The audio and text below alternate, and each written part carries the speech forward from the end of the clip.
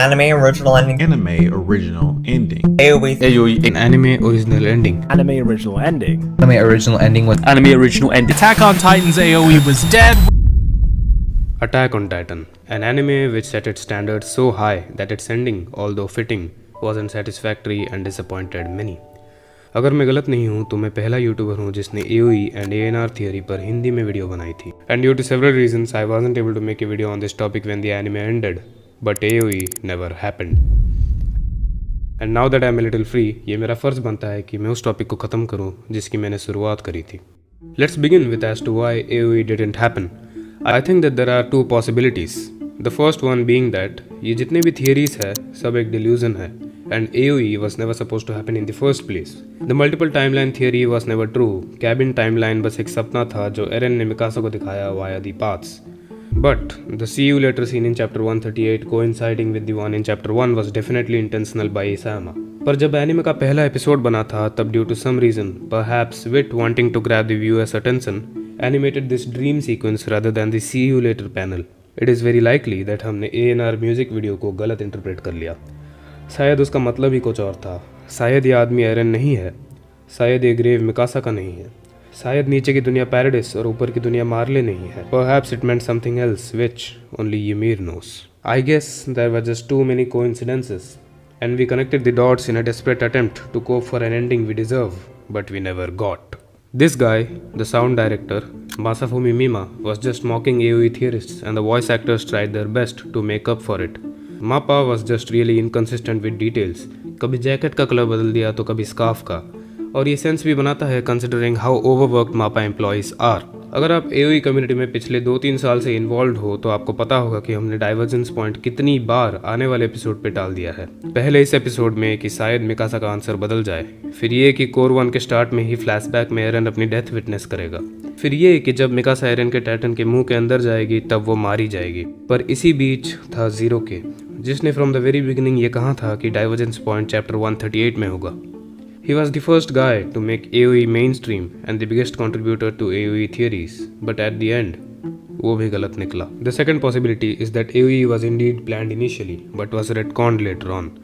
मेरे पहले 2 वीडियोस में मैंने जितनी भी थियरीज डिस्कस करी थी वो सब ऑलमोस्ट कंप्लीट सेंस बनाते हैं, पर जब मैंने पार्ट 3 कोर 1 का पहला सीन देखा तब मैंने ऑलमोस्ट सारा होप खो दिया. रेडिट पर कुछ थियरीज पढ़ने के बाद कुछ होप तो मिला, पर जब मैंने खुद से सीन्स को एनालाइज किया तब मुझे बहुत सारी इनकन्सिस्टेंसीज पता चली जिसके ऊपर मैंने एक पूरी वीडियो भी बनाई है, आप देख सकते हो. पर उन इनकन्सिस्टेंसीज का आंसर मुझे आज तक नहीं मिला. तो हो सकता है कि मापा टाइमलाइन थियरी के फाउंडेशन को ही मिटाने की कोशिश कर रहा था by making everything inconsistent. Now as to why it was discarded, I think अगर कोई शो जेनोसाइड को जितवा दे तो उसे काफ़ी ज़्यादा इंटरनेशनल बैकलैश फेस करना पड़ेगा. Which is probably why ANR, the original ending, never happened in the manga in the first place. हो सकता है कि ईसाई ने मापा को माइन्यूट डिटेल्स में चेंजेस करने को तो बोला था, पर AoE का प्लान पार्ट 2 के बाद ही रिवील किया एंड देन मापा disagreed due to the reasons I stated before. In my opinion, the ending of AOT wasn't satisfactory due to several reasons. The first being that the formation of the alliance makes no sense. एरन के दोस्त जिन्होंने series के start से ही अपने existence के लिए लड़ा है, जिन्होंने अपने खुद के दोस्तों से धोखा सहा है, उनकी वजह से अपने इतने सारे दोस्तों और साथियों की मौत देखी है, जिन्होंने बाहर की दुनिया देखी है और ये समझा है कि उनके पास और कोई चॉइस नहीं है. And now they want to save the world, joining hands with the very same people who have caused the deaths of their dearest, going as far as to killing their own comrades to save the world, to save random ass people who they don't even know while abandoning their own. How does that make any sense? Attack on Titan कोई random shonen anime नहीं है जिसमें characters power of friendship और teamwork का use करते हैं to do morally right things. No, it's an anime with very realistic characters and world building. It's a world where characters can die any moment. AOT ने हमें दिखाया है कि कोई भी अच्छा या बुरा नहीं होता. It's just a matter of perspective. So the formation of the alliance doesn't fit the narrative of the story. The fight scenes in many instances were kinda cringy. बहुत सारे सीन्स एक सोनेन एनिमे टाइप का vibe देते हैं, talking about sacrificing themselves for the greater good etcetera, जो कि story के narrative को बिल्कुल भी फिट नहीं करता. मुझे ये भी समझ नहीं आया कि जीक के मरने पर रम्बलिंग कैसे रुक गई, क्योंकि अगर मैं गलत नहीं हूँ तो Eren made a direct contract with the founder Ymir and not through Zeke. Now about one of the most important aspects of the entire story, the Eren Armin Paths conversation. Ymir's reason as to why she was stuck in the paths for over 2 millennia is absolutely stupid. हमें Stockholm syndrome का एक example दिखाया गया है जिसमें ymir को अपने अब्यूसर से ही प्यार हो जाता है और मिकासा का एरन को मारना is what gives ymir the motivation to let go. This is absolutely ridiculous. AOT जैसे कंपेलिंग स्टोरी में ये रीजन बहुत ही फीका लगता है.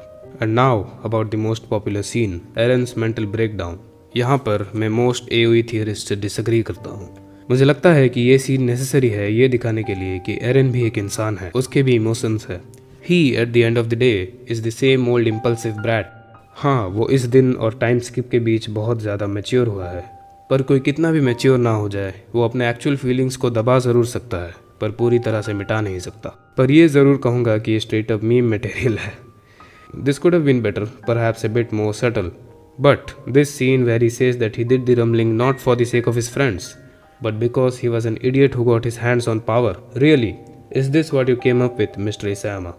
And by the way, इस सीन और इस सीन के बीच barely 2 दिन का गैप है. So you are telling me he did all this just because he was an idiot?